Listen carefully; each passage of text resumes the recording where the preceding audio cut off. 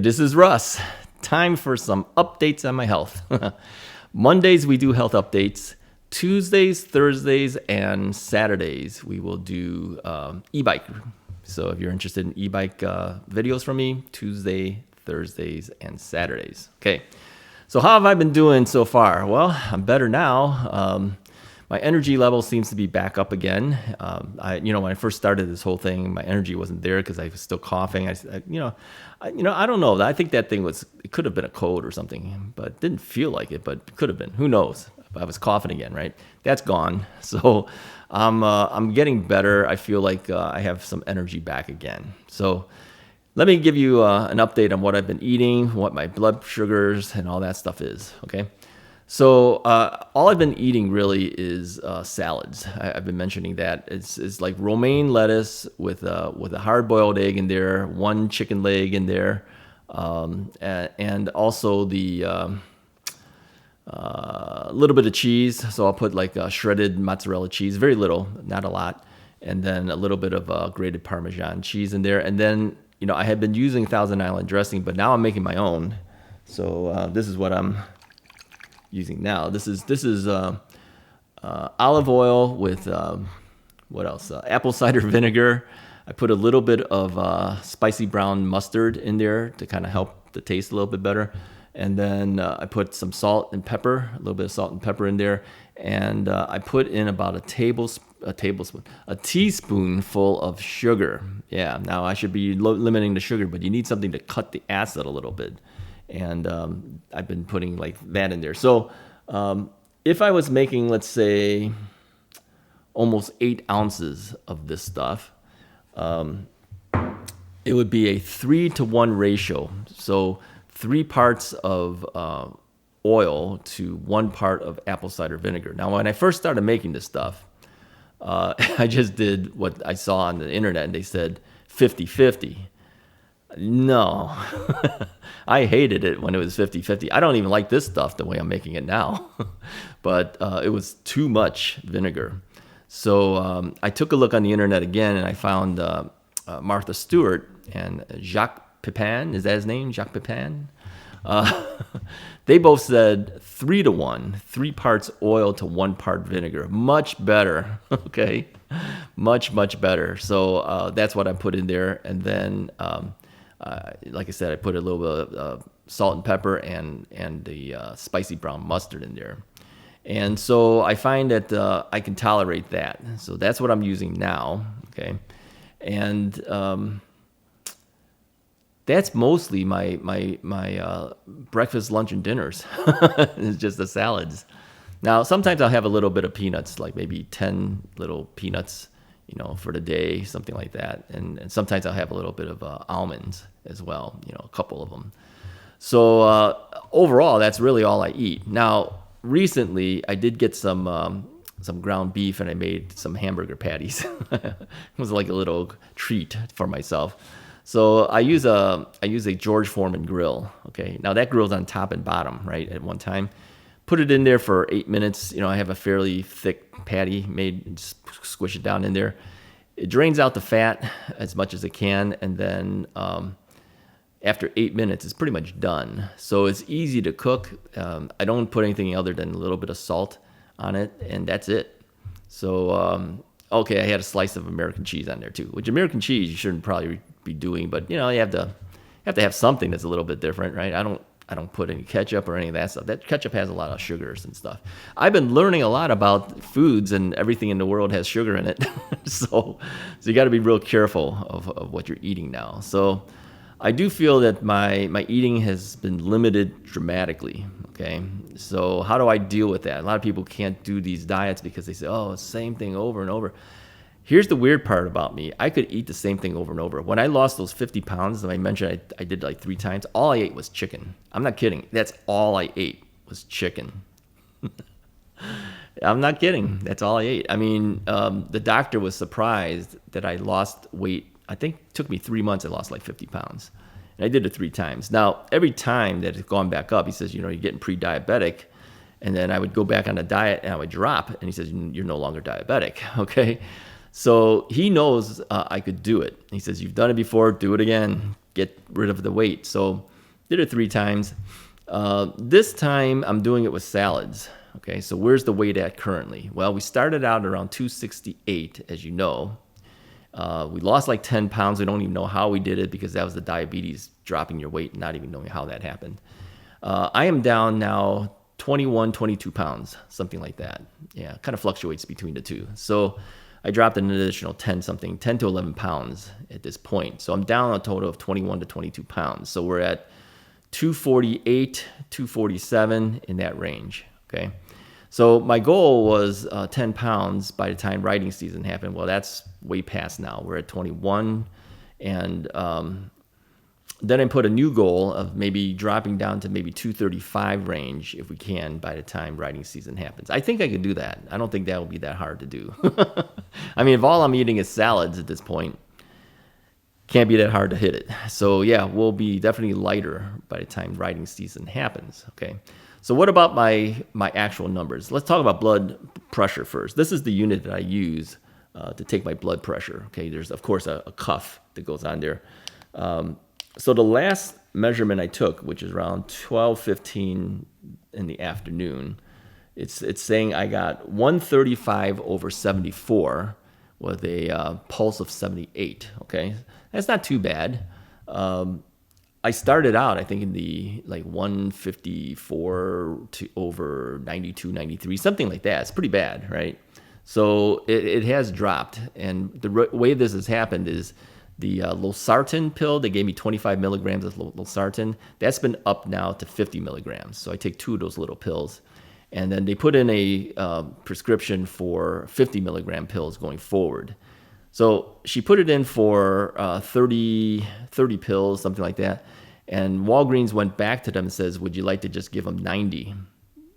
Yeah, 90 pills, because then it'd be like a 3-month supply. I'm glad that they did that. They approved it, by the way. The doctor's office approved it.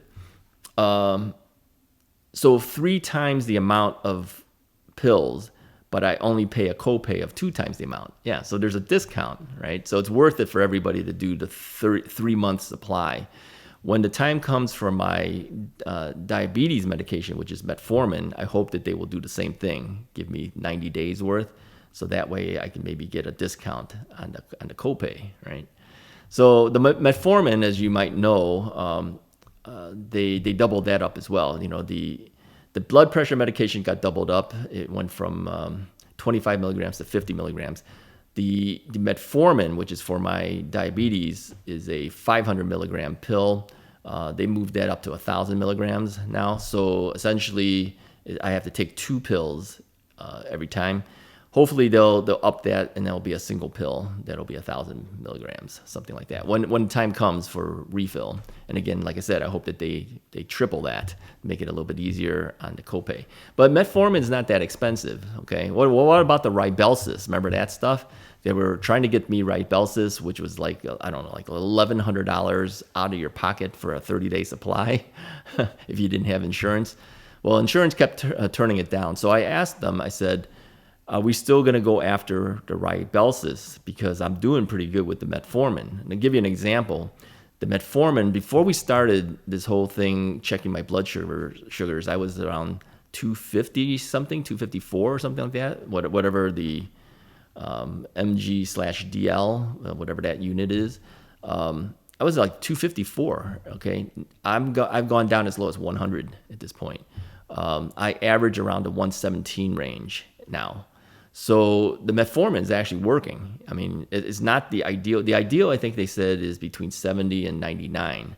So I'm a little bit higher than the ideal normal range, but it's dropped it a lot.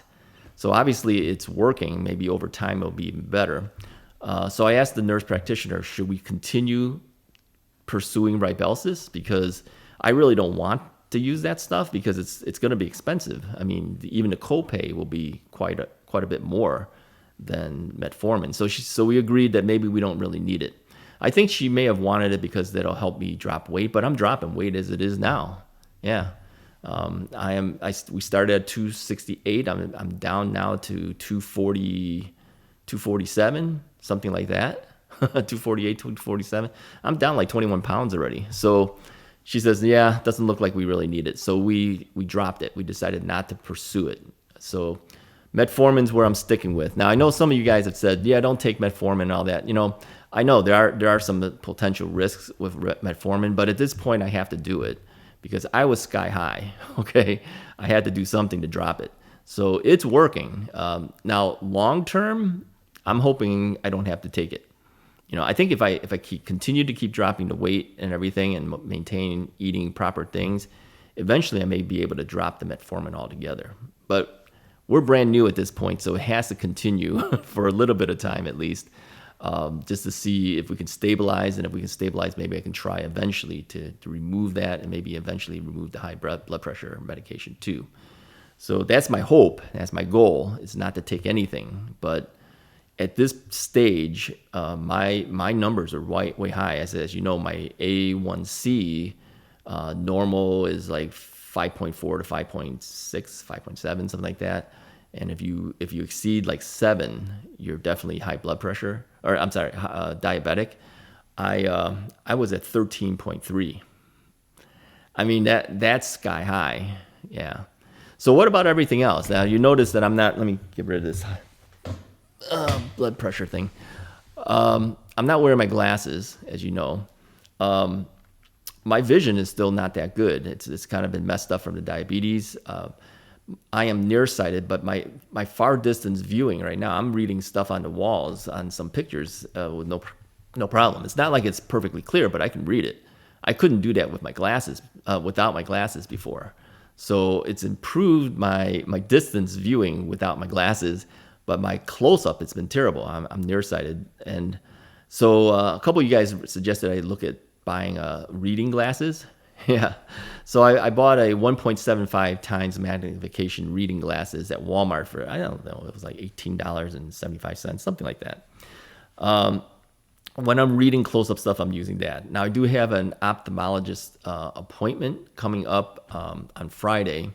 I'm not expecting her to give me new prescription, because I don't want to get new glasses, because it could go back to where it was, in which case, my old glasses would be perfectly fine. But I don't know.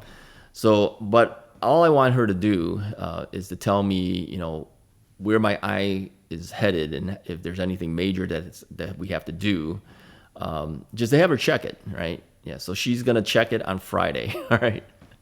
I also have an endocrinologist appointment. It was originally set for April, I don't know, whatever it was, the last week of April. Okay.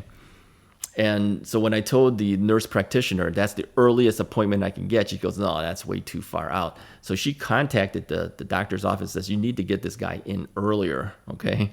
So my appointment for that is, when is it? On Tuesday. So you're watching this on Monday.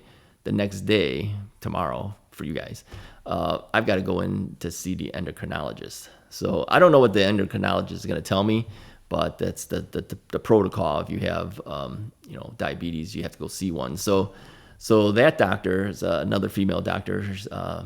She's going to see me tomorrow. So hopefully whatever it is she's going to tell me will be good. But I think what she's going to do is probably review what my medication has been given to me based on the nurse practitioner, and she'll probably just say yes or no to continue what I'm doing. All right. So overall, the numbers are better now for both the blood pressure and the diabetes part of it. My energy levels are a little bit higher now. The sickness that I had, whatever it was, I was coughing like crazy. That's gone away pretty much again. Hopefully it doesn't come back. And so I feel more energized. I do feel that the weight loss has also given me better energy too. It sounds kind of funny. You would tend to think you'd be less energetic because you're not eating as much, but no, I'm doing okay. And I can feel it even in my clothing. It's kind of hanging more on me. My pants seem very loose now in comparison. So waistline has also gone down, just dropping that 21 or so pounds. The waist has gone down. So my pants are a little looser. Now, as you know, I always wear pretty much the same things, right? It's always a black shirt. It's always a black pair of jeans. I've kept my older jeans, that are smaller when I've lost weight before. I still have those things. It's just that I figured, one day if I do lose some weight, I may be able to fit back into that. I think eventually I will be going into a smaller pair of pants again. So things are dropping. People said that we can see it in your face. Yeah, I think you can. I've always said that, I keep thinking of, who is it? John Panay. Is that his name? John Panette? John Panay? Whatever. John Panette, I think is his name, the comedian. Really big guy, always made fun of Chinese buffets. Remember that guy? Yeah. Yeah, he's no longer with us, but I still remember he had a joke where he said, people said, yeah, he's lost weight. I could see it in his face. Well, the same thing with me. You can see it in the face. Yeah, I mean, if you saw the rest of my body, which you don't see on these videos, if you knew me when I was at my higher weight, yeah, you can tell I've lost weight. I told you guys my all-time high was like 289. Yeah, imagine how big I was then, right? Well, we're down now to 247, 248 in that range. So, yeah, you can notice it, but you can see it in my face, right? And plus, if I'm not wearing my glasses on top of that, then you kind of still look thinner because of that. So anyways, that's how I'm doing at this point. Hopefully you guys are doing well. Check in on Mondays. I will give you updates on what's going on and if anything's changed or anything like that. So we should have some better updates too after I see the endocrinologist. And by the time next Monday's update will be, I would have seen the endocrinologist and also the ophthalmologist about my eyes. So we should have some decent updates for the following Monday's updates. So definitely watch for that. And again, if you're interested in the e-bike videos, watch on Tuesdays, Thursdays, and Saturdays. We have some e-bike updates for you then, okay? Anyways, I appreciate you guys watching and following along, and let me know in the comments how you guys are doing. I appreciate your suggestions and the like. Some of the guys I know have said, yeah, don't take the metformin, don't do this, don't do that. I have to follow what the medical guys have told me, and so far my numbers are dropping. But I was so sky high, I had to do something.